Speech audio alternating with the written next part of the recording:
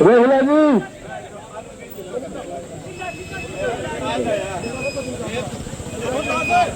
राहुल गांधी राहुल गांधी राहुल गांधी पहले लड़े थे गौरव से महंगाई की मार। राहुल गांधी जिंदाबाद। डीजल पेट्रोल के बड़े रेट वापस लो वापस लो वापस लो। नमस्कार, मैं हूँ विनोद महला। आप देख रहे हैं दाम रेट वापस लो वापस लो वापस लो।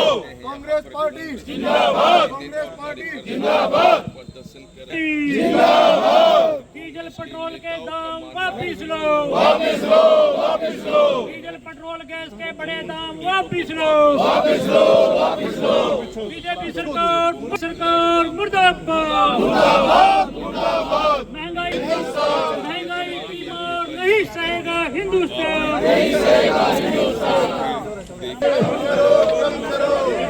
पेट्रोल डीजल गैस का रेट कम करो। भर्ती मंगाई कांग्रेस पार्टी।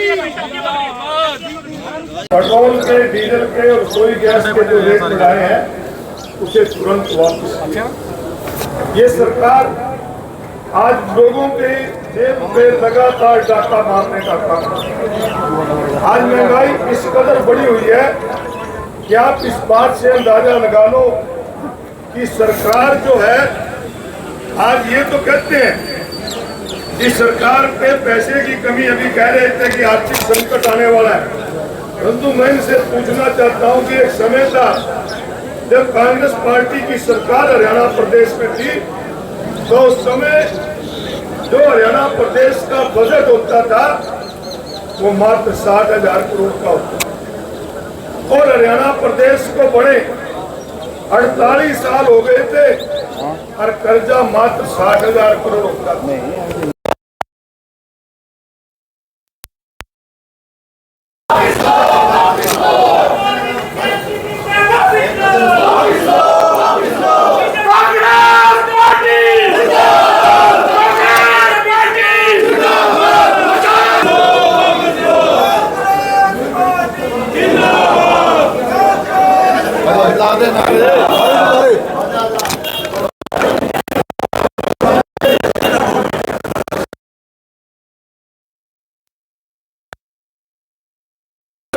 जी थोड़ा सा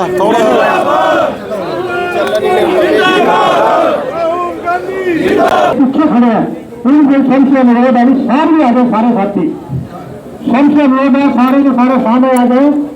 और मैं अनुरोध करूंगा भाई मंदिर कथा जी से कि अपने को आपको कैंसिल किया गया। 22 लाख युवाओं के साथ विषय के साथ खिलवाड़ किया गया। सरकार तो जो भी नौकरी निकले बाहर के बच्चों को नौकरी ना देकर हरियाणा के युवाओं को रोजगार देने का काम करें। ये मांग आपके माध्यम से महामंत्री। हमें उम्मीद है कि आप जनता की भावनाओं को महामंत्री पहुंचाएगा। मंत्री तो अधिकारी जाने लगा ना तो मंत्री उसको कहता है कि तेरा सामान गाड़ी में रख दिया, 50 लाख उसकी गाड़ी में रख दिया। ये लाभ है। आज जिला कुरुक्षेत्र कांग्रेस पार्टी के कार्यकर्ताओं ने हमारे जिला अध्यक्ष मेवा सिंह जी की अगुवाई में महामहिम राष्ट्रपति के नाम एक ज्ञापन प्रशासन को सौंपा है, जिसमें मांग की गई है कि डीजल और पेट्रोल के जो रेट लगातार बढ़ रहे हैं उनको वापस लिया जाए। जनता की वो महंगाई की मार पहले झेल रही है उसको राहत दी जाए। इसके साथ साथ जो हरियाणा प्रदेश के युवाओं के साथ बेइंसाफी हो रही है, ये सरकार हरियाणा प्रदेश के युवाओं को रोजगार देना नहीं चाहती। पहले तो फेल कर देते हैं और बाद में एचकेआरएम में उन्हीं लोगों को लगा देते हैं ताकि पक्की नौकरी ना देनी पड़े। और बाहर के युवाओं को इंटरव्यू में जितने मैक्सिमम नंबर हैं उससे भी ज़्यादा देकर उनको रोजगार दिया जा रहा है। इसकी हाई कोर्ट के सिटिंग जज से अगर इंक्वायरी होगी तो निश्चित रूप से जो जिस प्रकार के ये हालात देखने को मिल रहे हैं, ये पेपर पहले लीक करके प्रदेश के दूसरे युवाओं को बेच दिया जाता है और उनको फिर यहाँ पर नौकरी दे दी जाती है। क्योंकि हरियाणा प्रदेश का पब्लिक सर्विस कमीशन का जो चेयरमैन है वो भी बाहर से लगाया हुआ है, इसलिए इसमें पूरी तरह से भ्रष्टाचार की बू आ रही है। इसकी हाईकोर्ट के सिटिंग जज से इंक्वायरी हो। और जिस प्रकार नीट का पेपर 22 लाख युवाओं को के साथ खिलवाड़ हुआ है, इसकी भी सीबीआई जांच तो कर रही है, परंतु आगे से ऐसी घटना ना घटे, इस प्रकार के सरकार लोगों को आश्वासन दे। इसको लेकर हम सभी साथियों ने आज, हमारे जो विधायक हैं हमारे साथ, रामकरण काला जी, मनदीप जी, पूर्व MP हैं कैलाशो सैनी जी ने, हम सब ने प्रधान जी की अगुवाई में ज्ञापन दिया है और मांग की। अगर बात करें, सरकार को 2 साल हो गया है, सीटी एक ही बार ले गया और एक भी भर्ती उसके बाद एक निकाली गई, पुलिस की वो भी पूरी नहीं है, तो क्या कहेंगे? 39% पुलिस कांस्टेबलों की कमी है। मैंने अपने भाषण में भी कहा और आपको अब भी कह रहा हूँ कि ये लोगों की नीयत नहीं है बच्चों को रोजगार देने की। ये चाहते हैं कच्ची नौकरी दी जाए ताकि उनका शोषण हो और जो उनका बनता है वो उनको ना मिले। अब असिस्टेंट प्रोफेसर जो फेल हुए हैं, उन फेल को भी लेक्चरर लगा दिया। अगर वो उसमें सक्षम है तो फिर उनको पास क्यों नहीं किया गया?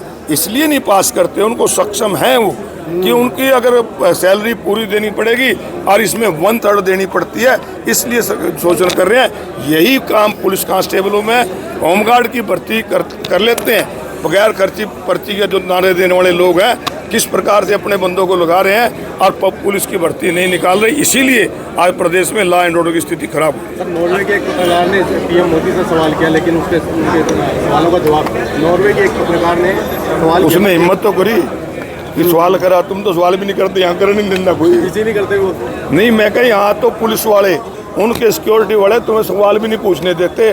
पूरे वर्ल्ड में एक ऐसा प्रधानमंत्री है जिसने 12 साल में आज तक प्रेस कॉन्फ्रेंस नहीं करी। नॉर्वे जाके की उन्होंने। मैं कह रहा नहीं, यहाँ नहीं करते, वहाँ भी पूछते हैं तो उनको पूछने नहीं देते, क्योंकि इनके पास बताने के लिए कुछ नहीं। इन लोगों ने 12 साल पहले जो हरियाणा, इस देश को सरदार मनमोहन सिंह ने आर्थिक मंदी से निकालकर इस देश को एक संपन्न देश बनाया था, आज वही आर्थिक मंदी का दौर शुरू करके इस देश को दिवालिया बनाने का काम इस सरकार ने किया। हालात रहे तो मोटरसाइकिल से भी वंचित हो जाएगा। ये हालात नहीं है, ये हालात पैदा किए जा रहे हैं, ये ड्रामे करके पैदा किए जा रहे हैं। हालात ऐसे नहीं है। इस प्रकार के हालात पैदा करके डीजल और पेट्रोल के रेट बढ़ाने की साजिश रची जा रही है। शुक्रिया।